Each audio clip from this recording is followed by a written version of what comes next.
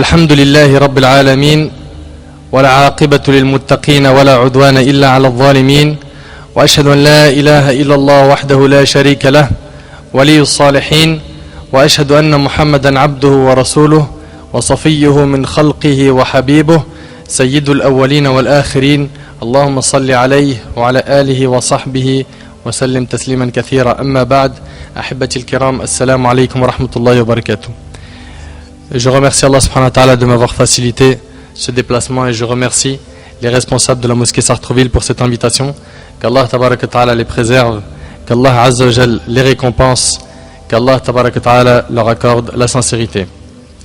Ahibati al-kiram, notre thème aujourd'hui avec l'aide d'Allah tabaraka ta'ala est le jeûne du prophète sallallahu alayhi wa sallam.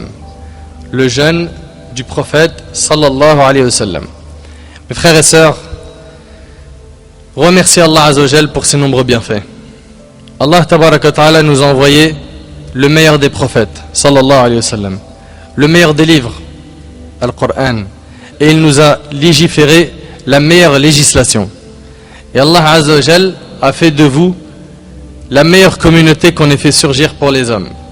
Mes frères et sœurs, remercions Allah azza wa jal pour ses nombreux bienfaits, et parmi ces bienfaits, il y a le fait de pouvoir jeûner le mois du Ramadan. Le mois du Ramadan qui est le mois du jeûne, le mois des prières nocturnes. C'est pendant ce mois que l'insouciance diminue, les repentirs se multiplient. C'est le mois où les shayatines sont enchaînés, le mois où les portes de l'enfer sont fermées et les portes du paradis sont ouvertes. Mes frères et sœurs, soyez heureux d'être en vie pendant ce mois béni. Selon Abu Hurayra radiyallahu anhu, le prophète alayhi salatu wassalam a dit: la première nuit du Ramadan, tout démon, tout djinn est enchaîné. Toutes les portes de l'enfer sont fermées, aucune ne s'ouvre. Toutes les portes du paradis sont ouvertes, aucune ne se ferme. On appelle: ô toi qui veux du bien, accours, viens vers ton Seigneur. Ô toi qui veux faire du mal, cesse. Cet appel est renouvelé chaque soir, et chaque soir, Allah azza wa jal sauve de l'enfer un certain nombre de croyants rapportés par Tirmidhi. Mes frères et sœurs, toutes les adorations que nous mettons en pratique pour Allah azza wa jal pendant ce mois sont une cause d'expiation de péché et d'entrée au paradis. Allah Jalla wa Ala nous a ordonné de jeûner ce mois. Et il en a fait un pilier parmi les piliers de l'islam. Et le jeûne fait partie des adorations les plus louables. Par cette adoration, les croyants atteignent at-taqwa, la piété. Allah tabaraka wa ta'ala dit dans Surat al-Baqarah, Surat 2, verset 183, Ya ayyuhalladhina amanu كتب عليكم الصيام كما كتب على الذين من قبلكم لعلكم تتقون. Ô vous qui croyez, Allah, le Très-Haut, vous a prescrit le jeûne, comme il a prescrit aux communautés qui vous ont précédé, afin que vous atteigniez la piété. Allah Jalla wa Ala a promis une grande récompense pour les jeûneurs. Personne d'autre ne connaît la récompense du jeûne sauf Allah Azza wa Jal. Selon Abu Hurayra radiyallahu anhu, le prophète alayhi salatu wassalam a dit qu'Allah tabaraka wa ta'ala a dit: tout ce que fait le fils d'Adam est pour lui-même, sauf le jeûne. Il est pour moi, et c'est moi qui en donne la récompense. Le hadith il est rapporté par l'imam al-Bukhari Muslim. Et dans la version de l'imam Muslim, toutes les œuvres du fils d'Adam voient se multiplier la valeur de leur salaire. La bonne action est payée par 10 à 700 fois sa valeur. Allah Azza wa Jal dit: sauf le jeûne, il est pour moi, et c'est moi qui en donne la récompense. Il renonce en effet à cause de moi à ses désirs charnels et à son manger. Le jeûneur a deux joies, une fois quand il rompt son jeûne et une autre quand il rencontre son Seigneur tabaraka wa ta'ala. La mauvaise haleine du jeûneur a certainement pour Allah une meilleure odeur que celle du musc. Le jeûne, mes frères et sœurs, est un bouclier contre l'enfer. Un bouclier contre l'enfer. Selon Abu Hurayra radiyallahu anhu, le prophète alayhi salatu wassalam a dit: le jeûne est un bouclier et un bastillon contre l'enfer, rapporté par Ahmed et jugé valide par Al-Sheikh Al-Albani. Le jeûne sera pour toi un intercesseur le jour du jugement. Le jeûne sera pour toi un intercesseur, c'est-à-dire shafi'a, le jour du jugement. Le jour où les intercesseurs seront peu nombreux. Abdullah ibn Amr radiyallahu anhu an jami' as-sahaba rapporte que le prophète alayhi salatu wassalam a dit: le jeûne et le Coran intercéderont en faveur de leurs auteurs. Le jeûne dira: ô Seigneur, je l'ai empêché de manger et de boire en journée, laisse-moi intercéder en sa faveur. Et le Coran dira: ô Seigneur, je l'empêchais de dormir la nuit, laisse-moi intercéder en sa faveur. Puis ils intercéderont, rapporté par Ahmed al-Hakim. Quelle grande récompense! T'imagines toi qui jeûnes bi'idhnillah azza wa jal, si tu as bien jeûné, le jeûne intercédera pour toi le jour du jugement. N'oubliez pas, Allah azza wa jal a dit, oh vous qui croyez, Allah vous a prescrit le jeûne, comme il l'a prescrit aux communautés qui vous ont précédé, afin que vous atteigniez la piété. Abu Umama radiyallahu anhu rapporte ce qui suit. J'allais voir le prophète alayhi salatu wassalam, et je lui demandais, ordonne-moi de faire quelque chose. Ordonne-moi de faire une chose que j'apprenne de toi. Le prophète alayhi salatu wassalam lui dit, accomplis le jeûne car il n'a pas d'égal. Accomplis le jeûne car il n'a pas d'égal. Rapporté par An-Nasa'i et authentifié par Al-Sheikh Al-Albani. Sachez qu'il est même arrivé qu'une personne jeûne, puis après sa mort, cette personne a devancé un martyr dans l'entrée au paradis. T'arrives à imaginer un petit peu?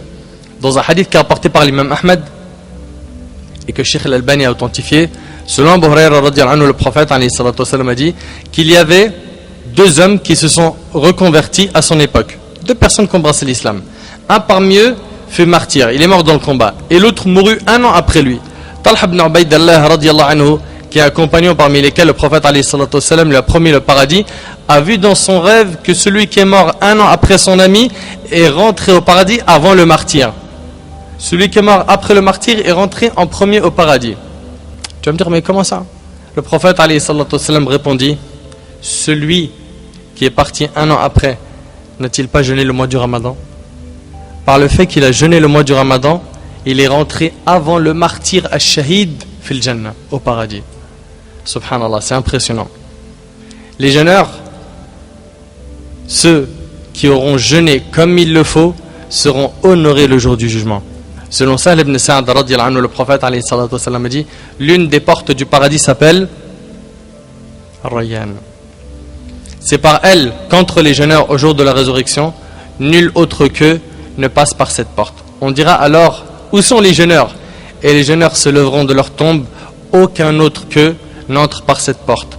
Quand tous les jeûneurs seront passés par cette porte, on la ferme pour que personne ne l'emprunte après eux, rapporté par Bukhari et Muslim. Sachez qu'en s'accrochant à notre religion et en jeûnant comme il se doit, en étant sincère, notre récompense est immense auprès d'Allah Azza wa Jal. Surtout là, il fait chaud. Il y a les tentations. C'est en été, c'est les vacances. Les gens sont très mal habillés. Enfin, celui qui s'accroche à sa religion pendant ces moments de trouble, celui qui jeûne comme il le faut, il jeûne avec ses yeux, avec ses oreilles, il jeûne avec sa langue, il jeûne avec son cœur, il jeûne avec son ventre. Celui qui jeûne comme il se doit, en étant sincère, qu'il sache que sa récompense sera énorme auprès d'Allah tabaraka ta'ala. Et selon Mu'aqil ibn Yasar radiyallahu anhu, le prophète alayhi salatu wassalam a dit, l'adoration d'Allah en période de trouble équivaut à un exil en ma compagnie, rapporté par Muslim. C'est-à-dire quoi? C'est-à-dire qu'en fait, celui qui adore Allah Azza wa Jal dans la période de trouble, quand tout va mal, quand les gens connaissent de plus en plus la corruption, quand les gens s'écartent de plus en plus de la religion d'Allah, celui-là c'est comme s'il avait émigré vers le prophète alayhi salatu wassalam. Il avait tout quitté, tout abandonné pour aller rencontrer le prophète alayhi salatu wassalam. Mes frères et sœurs, je vous rappelle qu'Allah n'accepte que les œuvres faites avec sincérité. Donc soyons sincères pendant ce mois. On jeûne en étant sincère. Allah tabaraka ta'ala a dit dans Sourate Al-Kahf, Sourate 18, verset 110, فَمَنْ كَانَ يَرْجُو لِقَاءَ رَبِّهِ فَلْيَعْمَلْ عَمَلًا صَالِحًا وَلَا يُشْرِكْ بِعِبَادَةِ رَبِّهِ أَحَدًا. Quiconque donc espère rencontrer son Seigneur, qu'il fasse de bonnes actions et qu'il n'associe dans son adoration aucun à son Seigneur. Et Allah Azza wa Jalla a dit dans Sourate Al-Bayyinah, Sourate 98, verset 5, وَمَا أُمِرُوا إِلَّا لِيَعْبُدُوا اللَّهَ مُخْلِصِينَ لَهُ الدِّينَ حُنَفَاءَ. Il ne leur a été commandé cependant que d'adorer Allah lui vouant un culte exclusif. C'est-à-dire que tu dois adorer Allah Azza wa Jalla seul. Fais attention pendant ce Ramadan de ne pas embellir tes bonnes actions pour montrer aux gens que tu es impieux. De ne pas multiplier la lecture du Coran pour que les gens disent Mashallah celui-là. Fais attention, fais toutes ces adorations mais pour Allah, pas pour les gens. Car si tu les fais pour les gens, wallahi, wallahi mon frère, c'est le danger pour toi total. Et Allah Azza wa Jalla a dit dans Sourate Az-Zumar, Sourate 39, verset 3, Ala lillahi dinul khalis, c'est à Allah qu'appartient la religion pure. Recherche donc mon frère, ainsi que toi ma soeur, la sincérité. Et sachez qu'elle doit être accompagnée de la conformité au Coran et à la Sunna du prophète alayhi salatu wassalam. Deux conditions, an-niyya wal mutaba'a. C'est la sincérité et que l'acte soit conforme à la législation islamique. Mon frère, ma soeur, si tu es dans l'obligation de prier comme le prophète alayhi salatu wassalam, et tu sais que le prophète alayhi salatu wassalam a dit Sallu kama ra'aytumuni usalli, priez comme vous m'avez prié, sache que tu dois jeûner aussi comme lui sallallahu alayhi wa sallam. C'est pas simplement on prie comme le prophète alayhi salatu wassalam et le jeûne, on reste toute la journée à dormir jusqu'à avant le maghrib, on se réveille, il reste combien de temps maman? 1 heure, ah bah, alhamdulillah, ça va, ce sera un jeûne cool aujourd'hui. Hein? Ou bien certains qui toute la journée passent leur temps à parler au téléphone, ou bien à rester devant la télé à regarder des films. Non, Habibi Fillah, mon frère, si tu pries comme le prophète alayhi salatu wassalam, il faut que ton jeûne aussi soit comme celui du prophète alayhi salatu wassalam. C'est clair et c'est logique. Pareil quand tu dois faire le pèlerinage, tu le fais comme Muhammad alayhi salatu wassalam qui a dit Khudhu anni manasikakum, prenez de moi vos rites. Si tu jeûnes comme le prophète alayhi salatu wassalam, bi'idnillah azawajal, tu gagneras l'amour d'Allah et le pardon d'Allah azawajal. Allah tabaraka ta'ala a dit dans sourate Ali Imran, sourate 3 verset 31, Qul in kuntum tuhibbuna Allah fattabi'uni fattabi'uni yuhibbukum Allah wa yaghfir lakum dhunubakum. Dis, si vous aimez vraiment Allah, suivez-moi. Vous aimez vraiment Allah, suivez le prophète alayhi salatu wassalam. Qu'est-ce que tu vas gagner? Suivez-moi, Allah vous aimera alors. Ça c'est 1. Et vous pardonnera vos péchés. Ça c'est 2. Suis le prophète alayhi salatu wassalam, mon frère. Pareil pour toi, ma soeur. Suis le prophète alayhi salatu wassalam. Et arrêtons de philosopher à chaque fois qu'on a un texte de la sunna, de dire non, ça rentre pas dans ma tête, non, moi j'accepte que le Coran, non, de toute façon le prophète c'est un homme, pourquoi je devrais prendre de lui? C'est quoi, subhanallah, ça? Non. À partir du moment où tu as témoigné en disant ashhadu an la ilaha illallah wa ashhadu anna muhammadan rasulullah, ça implique que tu dois suivre le prophète alayhi salatu wassalam, croire en son message. Wadih? Si vous aimez vraiment Allah, suivez-moi, Allah vous aimera alors et vous pardonnera vos péchés. Allah est pardonneur et miséricordieux. Mon frère, ma soeur, le prophète alayhi salatu wassalam est la seule personne que nous devons suivre dans tout, car c'est en suivant ses traces qu'on récoltera le succès.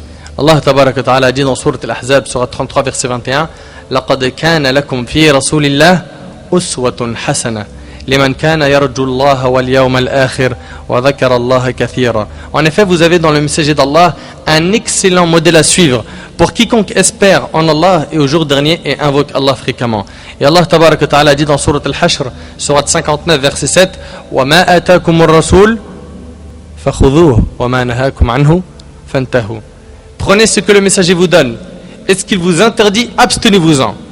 Est-ce qu'il vous interdit? Abstenez-vous-en. Et Allah Jalla wa Ala a dit dans Sourate An-Nur, Sourate 24, verset 54, wa in tuti'uhu tahtadu. Et si vous lui obéissez, vous serez bien guidés. Et Allah Tabaraka wa Ta'ala a dit dans Sourate An-Nur, toujours la même sourate, Sourate 24, verset 63, فَلْيَحْذَرِ الَّذِينَ يُخَالِفُونَ عَنْ أَمْرِهِ أَنْ تُصِيبَهُمْ فِتْنَةٌ أَوْ يُصِيبَهُمْ عَذَابٌ أَلِيمٌ. Que ceux donc qui s'opposent à son commandement, ceux qui s'opposent au commandement du prophète alayhi salatu wassalam. Le prophète alayhi salatu wassalam, il interdit l'or pour l'homme, lui il s'oppose au commandement de Nabi alayhi salam, il le porte. Le prophète alayhi salatu wassalam, il interdit l'épilation des sourcils pour la femme, il interdit ceci et cela, il interdit, et la femme s'oppose à son commandement. Que ceux donc qui s'opposent à son commandement, dit Allah, prennent garde qu'une épreuve ne les atteigne, ou que ne les atteigne un châtiment douloureux.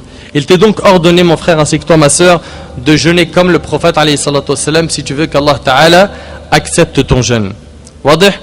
Tu veux qu'Allah Azzawajal accepte ton jeûne? Regarde comment est-ce que le prophète alayhi salatu wassalam a jeûné. Et là, on rentre dans le vif du sujet, Inch'Allah. Comment est-ce que le prophète alayhi salatu wassalam a jeûné? Chaque croyant qui est à la recherche de la satisfaction d'Allah et le paradis doit se poser cette question. Comment est-ce que le prophète alayhi salatu wassalam a jeûné?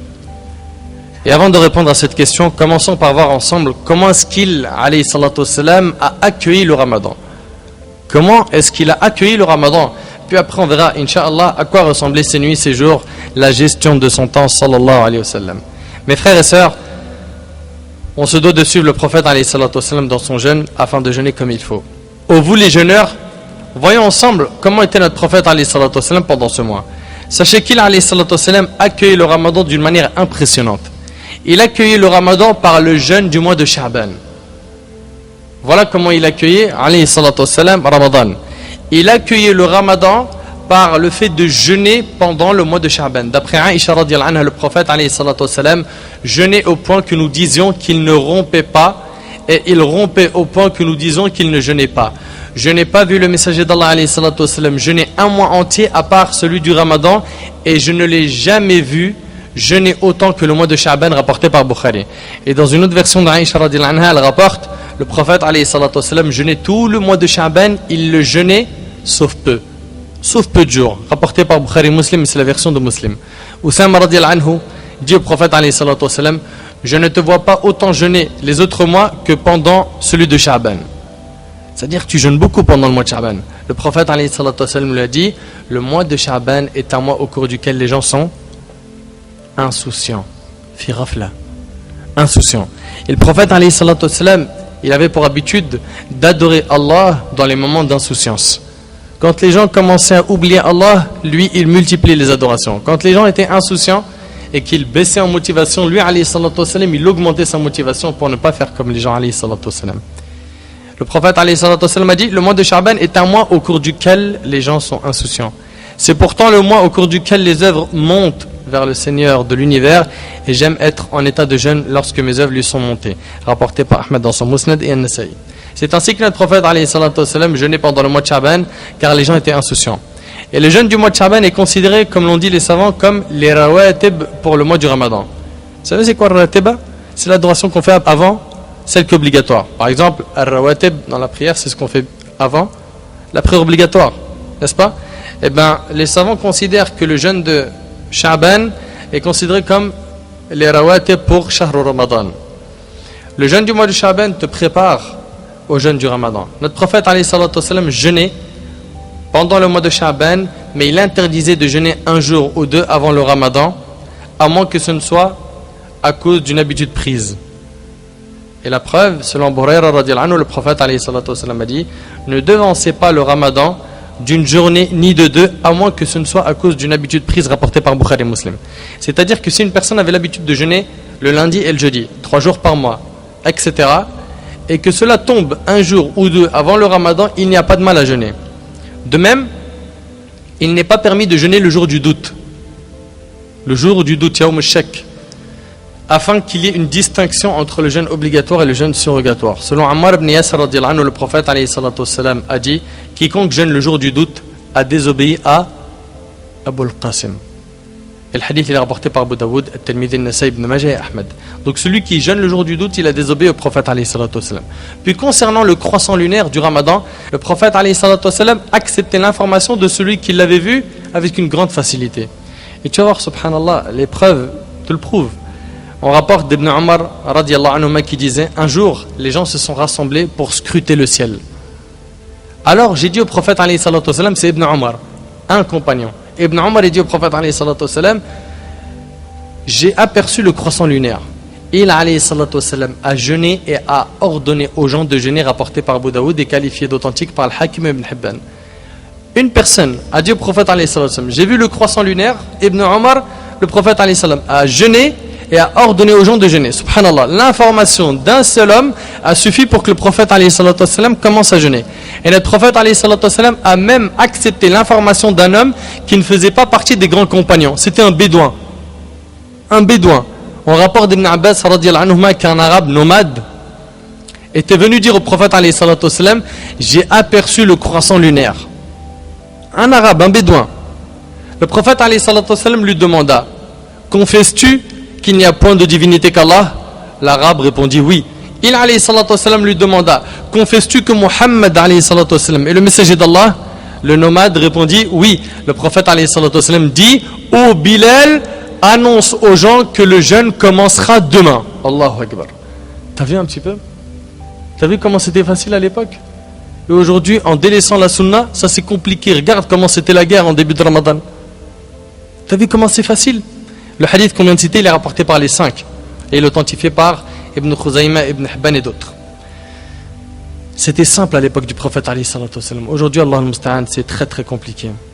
Lorsque le croissant lunaire faisait son apparition dans le ciel, le prophète alayhi salatu wassalam disait, Allahumma ahillahu alayna bil amni wal iman wal salamati wal islam hilalu khayrin wa rujdin insha'Allah. Oh Allah, que le croissant nous apporte avec lui la sécurité. Regarde, subhanallah, l'accueil du Ramadan. Regarde comment le prophète alayhi salatu wassalam accueillait le ramadan, sallallahu alayhi wa sallam. Oh Allah, que le croissant lunaire, nous apporte avec lui la sécurité, la foi, la paix, l'islam, l'une de bien et de guider, si Allah le veut, rapporté par Tirmidhi et authentifié par Cheikh Al-Albani. Et il est rapporté que notre prophète alayhi salatu wassalam disait cela aussi dès l'arrivée du ramadan. Puis, dès que le prophète alayhi salatu wassalam avait l'information sur l'entrée du ramadan, il alayhi salatu wassalam annonçait la bonne nouvelle à ses compagnons. Selon Burayra radiyallahu anhu, le prophète alayhi salatu wassalam annonçait la bonne nouvelle à ses compagnons. Il alayhi salatu wassalam leur disait: le mois du ramadan est arrivé, un mois béni. Il l'annonçait, c'était une bonne nouvelle. Et comme vous le savez, Mu'alla ibn al-Fadl, rahimallah, il raconte que 6 mois avant l'entrée du ramadan, les compagnons invoquaient Allah en ces termes: oh Allah, fais-nous vivre jusqu'au ramadan.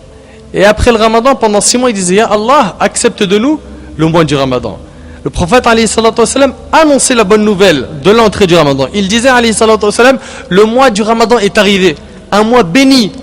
Allah, le Très-Haut, vous a prescrit de le jeûner. Durant ce mois, les portes du paradis sont ouvertes, les portes de l'enfer sont fermées. On voit qu'il motive alayhi salatu wassalam. Les démons sont enchaînés. Durant ce mois, il y a une nuit qui vaut mieux que 1000 mois. Quiconque est privé du bien de cette nuit est en effet privé de tout bien, rapporté par Ahmed. Écoute bien, durant ce mois, les portes du paradis sont ouvertes, les portes de l'enfer sont fermées, les démons sont enchaînés. Durant ce mois, il y a une nuit qui vaut mieux que 1000 mois. C'est quelle nuit? La nuit du destin. Quiconque est privé du bien de cette nuit est en effet privé de tout bien. C'est ainsi que notre prophète alayhi salatu wassalam était à l'arrivée de ce mois. Il motivait alayhi salatu wassalam les gens. Et là j'ai une question à poser. Est-ce qu'on motive les gens à adorer Allah Azza wa Jal pendant le mois du Ramadan? Est-ce qu'on se motive nous-mêmes? Est-ce qu'on motive les membres de notre famille? Est-ce qu'on motive nos amis qu'on voit tous les jours en bas de l'immeuble ou dans la rue? Le soir, ils prient même pas et il y en a même parmi eux qui ne jeûnent pas. Est-ce qu'on les motive? Est-ce qu'on fait comme le prophète alayhi salatu wassalam faisait? Est-ce qu'on motive les membres de nos familles? Faisons-nous la da'wa pendant ce mois? Hélas, nombreuses sont les demeures où l'on a des hommes et des femmes qui ne prient pas pendant le Ramadan. Wa la hawla wa la quwwata illa billah. Des hommes et des femmes qui ne font pas le Ramadan. Leur avons-nous fait la da'wa? Le Ramadan est une occasion en or pour faire la da'wa, pour motiver les gens comme le faisait le prophète alayhi salatu wassalam. Puis parmi ce que faisait notre prophète alayhi salatu wassalam pendant le mois du Ramadan, c'est qu'il prenait avant salat al-fajr un repas qu'on appelle as-sahur. C'est le repas de fin de nuit. Selon Anas radiyallahu anhu, le prophète alayhi salatu wassalam a dit: prenez le dernier repas de la nuit car il y a dans ce repas une bénédiction. Et c'est rapporté par Bukhari Muslim. Et selon Amr ibn al-As radiyallahu anhu an jami' as-sahaba, le prophète alayhi salatu wassalam a dit: ce qui différencie notre jeûne de celui des gens du livre, les juifs et les chrétiens, c'est le repas de fin de nuit, rapporté par Muslim. Et selon Ibn Umar radiyallahu anhu, le prophète alayhi salatu wassalam a dit: Allah et ses anges prient sur ceux qui prennent le repas de fin de nuit. T'imagines, Allah et ses anges, ils prient sur celui qui prend le repas de fin de nuit. C'est rapporté par Tabarani et jugé valide par Cheikh Al-Albani. La prière des anges ici, c'est quoi? C'est quoi les frères? Ad-du'a. Ils demandent à Allah qu'il nous pardonne nos péchés. Subhanallah, la religion est vraiment magnifique. Elle nous recommande de prendre ce repas afin de pouvoir jeûner de la meilleure manière. Tu as de la force, tu peux adorer Allah subhanahu wa ta'ala convenablement. Donc tu n'oublieras pas de prendre as-sahur. Prends ne serait-ce qu'une gorgée d'eau, mais prends quand même quelque chose avant al-fajr. Et selon Abu Sa'id al-Khudri radiyallahu anhu, le prophète alayhi salatu wassalam a dit: le repas de fin de nuit est béni. N'omettez pas de le prendre, ne serait-ce qu'en prenant une gorgée d'eau. Qu'en prenant une gorgée d'eau, ça montre bien qu'il insiste alayhi salatu wassalam, car Allah et ses anges prient sur ceux qui prennent le repas de fin de nuit, rapporté par Ahmed. Donc quand tu prends le repas de fin de nuit, tu es en train de suivre le prophète alayhi salatu wassalam. Tu prends des forces pour le jeûne, tu te différencies des gens du livre et tu gagnes la prière des anges et celle d'Allah Azza wa Jal. Sachez mes frères et sœurs que notre prophète alayhi salatu wassalam avait une relation très intime avec le jeûne. Il se rapprochait d'Allah en jeûnant, et ce tout le temps, dans les voyages et même lors des batailles. Et il lui arrivait même de faire ce qu'on appelle al-wisal. C'est de jeûner sans interruption, c'est-à-dire qu'il enchaîne un jour avec un autre, sans rompre le jeûne alayhi salatu wassalam. Abu Darda radiyallahu anhu dit: lors d'un de nos voyages, il faisait très chaud. Et il n'y avait que le prophète alayhi salatu wassalam qui jeûnait et Abdullah ibn Rawaha. Il alayhi salatu wassalam trouvait une joie immense dans le fait de jeûner. Et là on parle du jeûne surrogatoire. Et il arrivait que lorsque notre prophète alayhi salatu wassalam rentrait chez lui et qu'il ne trouvait rien à manger, qu'il jeûnait. Selon Aïcha radhiyallahu anha, elle raconte, le prophète alayhi salatu wassalam un jour est rentré chez nous et dit: avez-vous quelque chose à manger? Nous répondîmes non. Il alayhi salatu wassalam dit: je jeûne donc. Je jeûne donc. Il profitait de l'occasion pour jeûner. C'est rapporté par Muslim. Maintenant, regardons comment est-ce que le prophète alayhi salatu wassalam gérait son temps pendant le ramadan. Notre prophète alayhi salatu wassalam, qui gérait son état, qui était l'enseignant, qui recevait la révélation de Jibril alayhi salam, qui s'occupait des pauvres, des orphelins, des veuves, qui s'occupait de sa famille, qui s'occupait des armées, etc. Avec toutes ces responsabilités, il trouvait le moyen de faire pendant le ramadan plus d'adoration que dans les autres jours. Sallallahu alayhi wa sallam. Le prophète alayhi salatu wa sallam n'était pas de ceux qui dormaient jusqu'à midi ou toute la journée. Il alayhi salatu wa sallam multipliait les adorations pendant le ramadan, et l'adoration qu'il faisait le plus pendant le ramadan était qira'atul Qur'an, la lecture du Coran. La lecture du Coran. Bien sûr, je tiens à vous préciser qu'il alayhi salatu wassalam lisait beaucoup de Coran en dehors du ramadan. Sachez que depuis qu'il a reçu la révélation, il n'a jamais abandonné le Coran, ni pendant le jour, ni pendant la nuit. Lors de son émigration, alors qu'il était recherché par les Qurayshites, Suraqa ibn Malik nous dit qu'il lisait le Coran sur sa monture. Le jour d'Al-Hudaybiyah, il lut le Coran alors qu'il était sur sa monture. Le jour de la conquête de la Mecque, il lut le Coran. Il alayhi salatu wassalam posait sa tête sur le giron de Aïcha pendant son cycle menstruel et lisait le Coran sallallahu alayhi wa sallam. Et pendant le ramadan, il augmentait sa lecture de Coran. Écoute avec moi ce hadith. Ibn Abbas radhiyallahu anhu rapporte: le prophète alayhi salatu wassalam était l'homme le plus généreux. Était l'homme le plus généreux. Et il était encore plus généreux pendant le mois du ramadan, lorsque l'ange Jibril le rencontrait. Et il le rencontrait chaque nuit jusqu'à ce que le mois du ramadan se termine. Le prophète alayhi salatu wassalam lui lisait le Coran, et lorsque l'ange Jibril le rencontrait, il alayhi salatu wassalam, médite bien sur cette phrase, était encore plus généreux que le vent qui amène la pluie, rapportée par Bukhari Muslim. Méditons un petit peu sur ce hadith. Le prophète alayhi salatu wassalam était l'homme le plus généreux, et il était encore plus généreux pendant le mois du ramadan. Vous savez, il y a des hadiths qui nous rapportent que le prophète alayhi salatu wassalam n'a jamais dit non. Il n'a jamais refusé une demande. Tu arrives à imaginer, il était très généreux alayhi salatu wassalam. Et dans ce hadith, on voit que Jibril alayhi salam le rencontrait chaque nuit, jusqu'à ce que le mois du ramadan se termine. Le prophète alayhi salatu wassalam, il lui lisait le Coran. Le prophète alayhi salatu wassalam lisait le Coran et le révisait. Et nous devons en faire de même, lire et réviser ce qu'on a appris, car on peut oublier rapidement ce qu'on a appris. Selon Abu Musa radhiyallahu anhu, le prophète alayhi salatu wassalam a dit: révisez constamment le Coran, par celui qui tient l'âme de Mohammed dans sa main, il est plus fugace que les chameaux qui ont rompu leur attache, rapporté par Bukhari Muslim. Ainsi était la lecture du prophète alayhi salatu wassalam. Quant à nous, à quoi ressemble notre lecture du Coran? Triste à dire, mais dans notre communauté, on en a qui jusqu'à aujourd'hui, qui n'ont jamais lu le Coran de leur vie. Ils l'ont jamais ouvert en arabe. Ils ne savent pas lire l'arabe.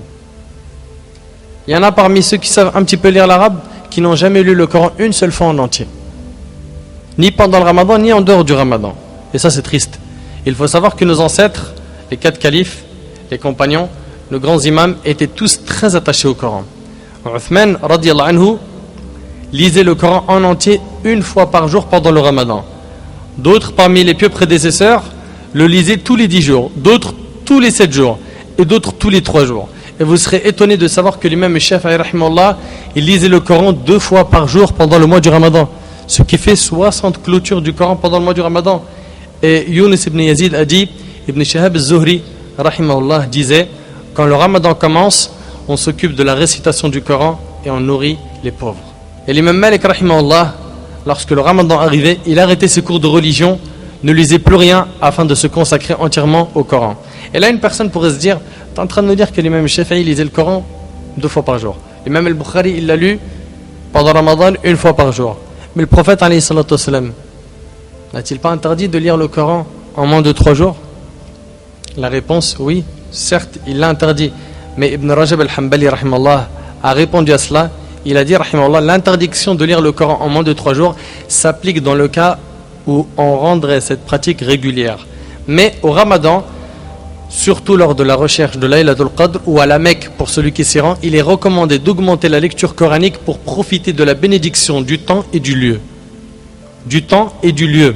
Si la personne le fait tout le temps, à ce moment, elle rentre dans l'interdit. Mais si c'est de temps en temps, surtout dans les moments comme Ramadan, il n'y a pas de mal. Et cet avis est l'opinion de l'imam Ahmed, d'Ishaq et d'autres imams, et la pratique de beaucoup d'autres parmi nos ancêtres, rahimahullah.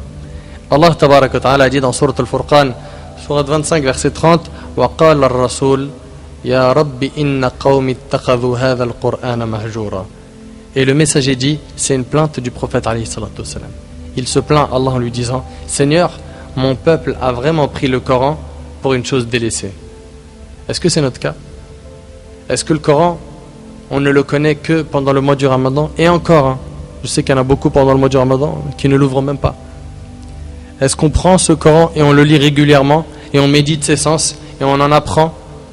Ou bien, est-ce qu'on est comme certains, on ouvre le Coran pendant Shahr Ramadan, puis une fois que le Ramadan il est terminé, on replace le Coran dans son beau meuble et on lui donne rendez-vous à l'année prochaine? Est-ce qu'on fait partie de ces gens? Le prophète alayhi salatu wassalam a dit, Seigneur, mon peuple a vraiment pris ce Coran pour une chose délaissée. Est-ce qu'on a délaissé le Coran? Si tu délaisses le Coran, cherche pas le bonheur, tu le trouveras pas. Le bonheur il est dans le Coran, mon frère, il est dans l'iman. Vas-tu au moins pendant ce mois finir le Coran une fois? Ou vas-tu faire comme chaque année? Tu vas rien lire du tout. Je vous rappelle mes frères et sœurs que le prophète alayhi salatu wassalam faisait énormément de choses dans sa vie et avec tout cela il trouvait le temps de lire beaucoup de Coran. Beaucoup. Et concernant ce qu'a dit Ibn Abbas à son sujet lorsqu'il a dit qu'il était alayhi salatu wassalam le plus généreux des gens et il est encore plus pendant le Ramadan, il faut savoir que sa générosité était immense. Il ne refusait pas alayhi salatu wassalam une demande d'un pauvre. À chaque fois qu'on lui demandait quelque chose qu'il pouvait donner, il le faisait. Sallallahu alayhi wa sallam. Et il alayhi salatu wassalam était très généreux. Il donnait sans compter. Ibn Abbas radiyallahu anhuma a dit, il était encore plus généreux que le vent qui amène la pluie. Et comme vous le savez, la pluie, lorsqu'elle tombe sur des terres sèches, elle lui redonne la vie par la permission d'Allah, n'est-ce pas? La pluie, quand elle tombe sur une terre sèche, elle lui redonne la vie par la permission d'Allah. Ce hadith d'Ibn Abbas, quand il dit que le prophète alayhi salatu wassalam était plus généreux que le vent qui amène la pluie, que le prophète alayhi salatu wassalam ne laissait pas les gens dans le besoin. Ne laissez pas les gens dans le besoin. Le bien de notre prophète alayhi salatu wassalam touchait tout le monde. Et cela doit nous pousser à nourrir les jeûneurs pendant le Ramadan, surtout les pauvres parmi eux. D'après Zayd ibn Khalid radiyallahu anhu, le prophète alayhi salatu wassalam a dit, celui qui nourrit un jeûneur aura la même récompense que lui rapporté par Nasa'i. Le prophète alayhi salatu wassalam était donc le plus généreux des gens. Et l'imam Ibn al-Qayyim rahimallah a dit, sa générosité s'exprimait de différentes manières. Parfois, il faisait des cadeaux, parfois il faisait des aumônes, il alayhi salatu wassalam faisait des cadeaux et il en acceptait, et lorsqu'il en recevait, il en faisait à son tour des plus grands, sallallahu alayhi wa sallam. Le prophète alayhi salatu wassalam était généreux et il incitait les gens à être généreux. D'après Abu Malik al-Ash'ari radiyallahu anhu, le prophète alayhi salatu wassalam a dit, l'aumône est une preuve de foi sincère, rapporté par Muslim. Il incite donc les compagnons et les musulmans à faire des aumônes. Il leur dit, l'aumône est une preuve de foi sincère. Hélas, avec toutes ces histoires et ces hadiths que les gens connaissent, on en a encore plein dans notre communauté qui sont avares.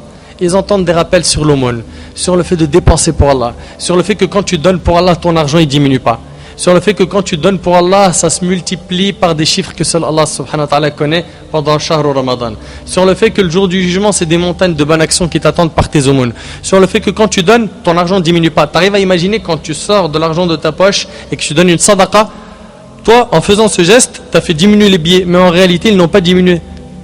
Ils n'ont pas diminué. Et Allah, il va te compenser ce que tu as donné. Et là, avec toutes ces histoires, on a encore des gens, quand on leur dit « Donnez fsabilillah », donne, que ce soit avant ou pendant le Ramadan, ou même après le Ramadan, il n'est pas déterminé à en donner.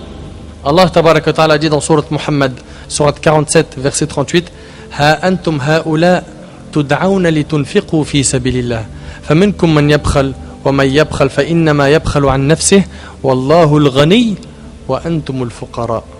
Écoute bien, vous voilà appelés à faire des dépenses dans le chemin d'Allah. Vous avez entendu plein de gens vous dire sadaqa, aumône pendant le mois du Ramadan, n'est-ce pas? plein, la mosquée, les associations, etc., etc. Et certains trouvent ça lourd, alors que subhanallah, tu es en train de dépenser fisabilillah. Peut-être cette aumône sera la cause de ton entrée au paradis, tu ne sais pas. Vous voilà appelés à faire des dépenses dans le chemin d'Allah. Certains parmi vous se montrent avares. Quiconque cependant est avare, l'est à son détriment. Allah est le suffisant à soi-même, alors que vous êtes les besogneux. Vous avez besoin d'Allah, vous êtes les pauvres.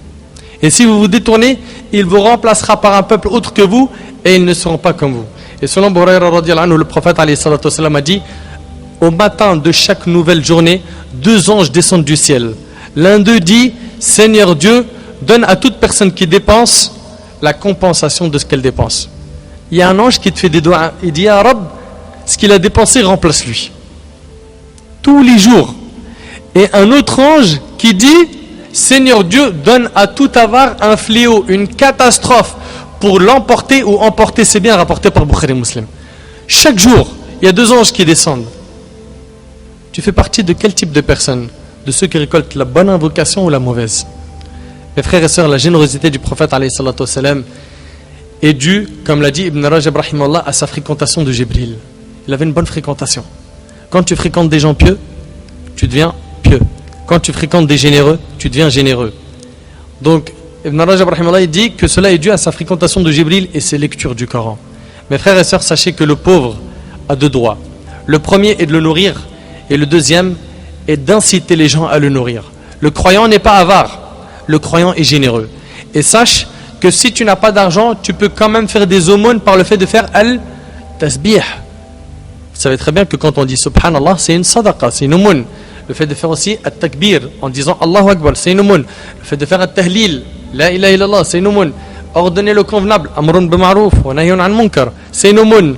Aussi, tabassumuka fi wajhi akhik, le fait de sourire envers ton frère, c'est une aumône. Aussi le fait de faire une bonne action, kullu ma'rufin sadaqa, toute bonne action est une aumône. Donc, même si tu n'as pas d'argent, fais des aumônes. Fais des aumônes par at-tasbih wal a'mal as-salihah. Mes frères et sœurs, notre prophète alayhi salatu wassalam, qui faisait beaucoup d'aumônes et de prières et d'adoration, n'oubliez pas de faire la da'wa à sa famille. Notre prophète alayhi salatu wassalam, qui était très occupé pendant le ramadan, était le meilleur envers sa famille. Il jeûnait, sallallahu alayhi wa sallam, avait des responsabilités, etc. Et avec tout cela, il donnait les droits à sa famille. Il était doux et plein d'amour avec ses épouses, sallallahu alayhi wa sallam. L'épouse du prophète, Aïcha radiyallahu anha, a dit, le prophète alayhi salatu wa sallam embrassait et touchait ses femmes alors qu'il jeûnait, et il était le plus à même de se retenir, rapporté par Bukhari Muslim et d'autres. C'est-à-dire, on voit, subhanallah, l'amour qu'il avait pour ses épouses. Même pendant Ramadan, il embrasse ses épouses, et attention, Aïcha radiyallahu anha, elle dit, il était le plus à même de se retenir. Il savait se retenir. Il savait se retenir. Il est donc permis d'embrasser sa femme ou de lui faire une caresse à condition de se retenir, d'aller jusqu'au rapport charnel. Il était, alayhi salatu wassalam, celui qui avait le meilleur comportement, et il incitait à avoir le meilleur comportement. Selon Burayra radiyallahu anhu, le prophète alayhi salatu wassalam a dit, le croyant qui a la foi la plus parfaite est celui qui a le meilleur caractère. Les meilleurs d'entre vous sont les meilleurs avec leurs femmes, rapportés par Tirmidhi. Comment tu es avec ta femme? Est-ce que ta femme, elle se plaint tout le temps de toi? Est-ce qu'elle se dit, ce mari c'est une punition? Quand est-ce qu'il va sortir par le travail, comme ça on est tranquille? Est-ce qu'elle te considère comme une carte bleue tout simplement parce qu'à part donner de l'argent tu sais rien faire? Est-ce que tu l'aides? Tu la soutiens moralement? Tu lui apprends sa religion? Est-ce que tu es patient quand elle a un mauvais comportement, etc. Les mères d'entre vous sont les meilleures avec leurs femmes. Certains d'entre nous, hélas, sous prétexte qu'ils jeûnent, entrent chez eux en étant en colère, méchants, non souriants. Ils sont durs avec leurs épouses. Ils se comportent très mal avec elles, qu'Allah nous préserve d'un tel comportement. Notre prophète alayhi salatu wassalam était donc doux avec ses épouses, et il leur donnait leurs droits au niveau des rapports intimes la nuit. Naam. La nuit, il leur donnait leurs droits au niveau des rapports intimes. Il a été rapporté par Aïcha et Salama radiyallahu anhuma à propos du prophète alayhi salatu wassalam, le hadith suivant. Et il arrivait que le prophète alayhi salatu wassalam se trouvait à l'aube en état d'impureté majeure, en état de janaba, après avoir eu un rapport sexuel avec l'une de ses épouses, puis il prenait un bain rituel et entamait son jeûne, rapporté par Bukhari Muslim. Donc il leur donnait leurs droits, sallallahu alayhi wa sallam. Le prophète alayhi salatu wa sallam donnait le droit à tout le monde, et c'est lui qui nous a enseigné fa'ati li kulli dhi haqqin haqqah. C'est pas lui qui a dit et donne à chaque ayant droit son droit, Puis concernant notre prophète alayhi salatu wassalam, au moment de la rupture du jeûne, sachez qu'il alayhi salatu wassalam se hâtait de rompre son jeûne et il recommandait qu'on en fasse de même. Selon Sahl ibn Sa'ad radiyallahu anhu, le prophète alayhi salatu wassalam a dit: les gens demeureront dans le bien tant qu'ils se hâteront de rompre le jeûne, rapporté par Bukhari et Muslim. Dès que le mu'adhin dit Allahu Akbar, tu manges. Ne fais pas comme les gens qui mangent que lorsqu'il dit la shahada. Pourquoi? Ou quand le mu'adhin a terminé le adhan. Cela n'est pas une sunna. Et fait partie de la sunna de rompre le jeûne avec des dates. Et si tu n'en trouves pas, bois quelques gorgées d'eau. Anas radiyallahu anhu a dit: le prophète alayhi salatu wassalam rompait son jeûne en mangeant quelques dattes mûres avant de faire la prière. S'il n'en trouvait pas, il se contentait de quelques petites dattes, sinon il buvait quelques gorgées d'eau, rapporté par Abu Daoud et Tirmidhi. Et lorsque notre prophète alayhi salatu wassalam commençait à manger, il invoquait Allah subhanahu wa ta'ala en ces termes après avoir dit Bismillah: ذهب الظمأ وابتلت العروق وثبت الأجر إن شاء الله. Et c'est rapporté par Abu Daoud et jugé valide par l'Albani. Ibn Umar radiyallahu anhu, il dit: le prophète alayhi salatu wassalam disait lors de la rupture de son jeûne, la soif a été étanchée, les veines se sont humectées et la récompense a été accordée s'il plaît à Allah. Puis pendant la nuit, le prophète alayhi salatu wassalam multipliait les prières et il alayhi salatu wassalam a recommandé de prier la nuit. Selon Burayra radiyallahu anhu, le prophète alayhi salatu wassalam exhorter les gens à veiller les nuits du Ramadan en prière, sans pourtant en faire une obligation religieuse. Il disait: celui qui a veillé en prière les nuits du Ramadan, poussé par sa foi et par l'unique désir de la récompense d'Allah, Allah lui pardonne tous ses péchés précédents, rapportés par Muslim. Et notre prophète alayhi salatu wassalam priait 11 rak'a. Combien? 11. Il n'a pas prié plus que ce nombre, mais il n'a pas interdit d'en faire plus. Ça, c'est très important. Abu Salama ibn Abdurrahman avait posé à Aïcha la question suivante: comment priait le prophète alayhi salatu wassalam au cours des nuits du Ramadan? Elle lui dit: il ne dépassait ni en Ramadan ni en dehors de ce mois 11 rak'a, rapporté par Bukhari et Muslim. Et alayhi salatu wassalam ne dépassait ni en Ramadan ni en dehors de ce mois 11 rak'a. Mais attention, il n'a jamais interdit d'en faire plus. Parce que certains, quand ils voient que tu en fais 13, ils s'assoient. Il ne fait pas les 2 dernières avec l'imam. Ou bien comme en Arabie Saoudite, ils en font une vingtaine. Vous le savez ça? Donc en Arabie Saoudite, ils font quoi? Ils font la bid'a. C'est quoi? Il n'y a pas beaucoup de savants là-bas pour blâmer le bid'a? Cheikh l'Islam Ibn Taymiyyah rahimahullah a dit: si on effectue les tarawih conformément aux avis d'Abu Hanifa, de Shafi'i et d'Ahmed en faisant 20 rak'a comme l'a fait Omar, ou en faisant comme l'imam Malik a dit 36 rak'a comme l'a fait Omar ibn Abdel Aziz, ou 3 ou 11, on a bien fait. Donc c'est wasi'a, c'est vaste. Tu peux faire 11, tu peux faire 13, tu peux faire 20 comme l'a fait Omar, tu peux faire 36 rak'a. D'accord? Et Cheikh l'Islam Ibn Taymiyyah dit aussi 41 rak'a et même 47 rak'a ont été priés par les pieux prédécesseurs. Il y en a, ils ont prié 41 rak'a tarawih. Donc ne comprenez pas les textes à votre manière, mais plutôt comprenez-les comme nos grands savants, les 4 écoles, les ont compris. Cheikh Al-Uthaymi rahimahullah a dit, après avoir mentionné le nombre de rak'a effectués dans le cadre des tarawih, l'affaire est vaste. Al-amr wasi'. L'affaire est vaste. On ne peut pas contester l'acte de celui qui effectue 11 rak'a ou 23 rak'a, car l'affaire est vaste, elle est souple. Allah soit loué, c'est la fatwa du Cheikh Al-Uthaymin.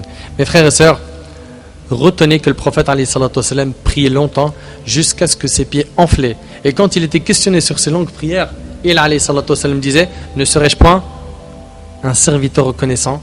Ça, c'était la prière du prophète alayhi salatu wassalam, qui priait longtemps. Et comme vous le savez, dans le hadith de Hudayfa, il lui arrivait alayhi salatu wassalam de prier en récitant Surat al-Baqarah, ça c'est en une rak'a, An-Nisa et après Ali Imran. Tout ça c'est une unité de prière. Donc sa prière elle était longue alayhi salatu wassalam. Et concernant ses efforts, dans les derniers jours du Ramadan, ils étaient immenses. Selon Aïcha radhiyallahu anha, le prophète alayhi salatu wassalam, quand entraient les 10 dernières nuits du Ramadan, il les veillait en prière, et réveillait sa famille et redoublait de ferveur. C'est-à-dire quoi? C'est-à-dire il redoublait ses efforts, rapportés par Bukhari et Muslim. Et on rapporte de Aïcha radhiyallahu anha que le prophète alayhi salatu wassalam faisait pendant les 10 derniers jours ce qu'on appelle al-i'tikaf, la retraite pieuse. Ça c'est une sunna qui a été délaissée, hélas. Ça c'est une sunna qui a été délaissée. C'est quoi? C'est le fait de rester dans la mosquée dans l'intention de se rapprocher d'Allah subhanahu wa ta'ala. La sunna c'est de le faire pendant les 10 derniers jours du Ramadan. comme l'a fait le prophète alayhi salatu wassalam. Et le hadith il est rapporté par Bukhari Muslim. Il alayhi salatu wassalam faisait l'i'tikaf afin de gagner la récompense de la nuit du destin. Et quand il alayhi salatu wassalam était en i'tikaf, il ne rentrait pas chez lui sauf en cas de besoin. Et pendant ce mois, notre prophète alayhi salatu wassalam multipliait les du'as. Et il alayhi salatu wassalam encourageait les gens à faire des du'as. Selon Burayra radiyallahu anhu, le prophète alayhi salatu wassalam a dit: il y a 3 invocations exaucées. L'invocation du jeûneur en fait partie, rapportée par le Bayhaqi, authentifiée par l'Albani. Et selon Burayra, le prophète alayhi salatu wassalam a dit: 3 personnes ne sauraient voir leur invocation refusée, le jeûneur jusqu'à ce qu'il rompt son jeûne, rapporté par Tirmidhi. Mes frères et sœurs, avec toutes ces adorations, notre prophète alayhi salatu wassalam avait le meilleur comportement.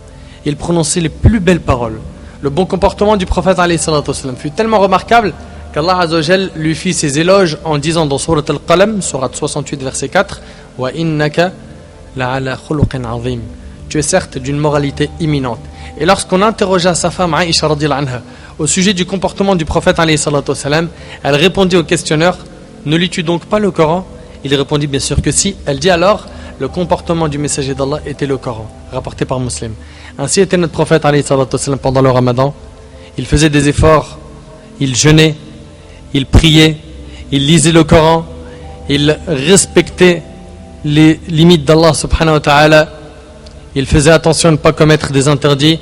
Mes frères et sœurs, ce n'est là qu'un bref résumé du jeûne du prophète alayhi salatu wassalam. Retenez que le prophète alayhi salatu wassalam pendant ce mois redoublait ses efforts, et surtout pendant les 10 derniers jours du Ramadan. Et je demande à Allah subhanahu wa ta'ala pour finir de nous faciliter de jeûner comme notre prophète alayhi salatu wassalam, et que l'on puisse lui ressembler dans toutes choses, et ce jusqu'à notre mort. As'al Allah subhanahu wa ta'ala an yataqabbala minni wa minkum salih al-a'mal, wa as'alu azza wa jalla an yanfa'ani bima qultu wa an yanfa'akum bima sami'tum. Hadha ma a'lam, wallahu azza wa jalla a'la wa a'lam. Subhanaka Allahumma bihamdik, ashhadu an la ilaha illa anta astaghfiruka wa atubu ilayk. Barakallahu fikum, wassalamu alaykum wa rahmatullahi wa barakatuh.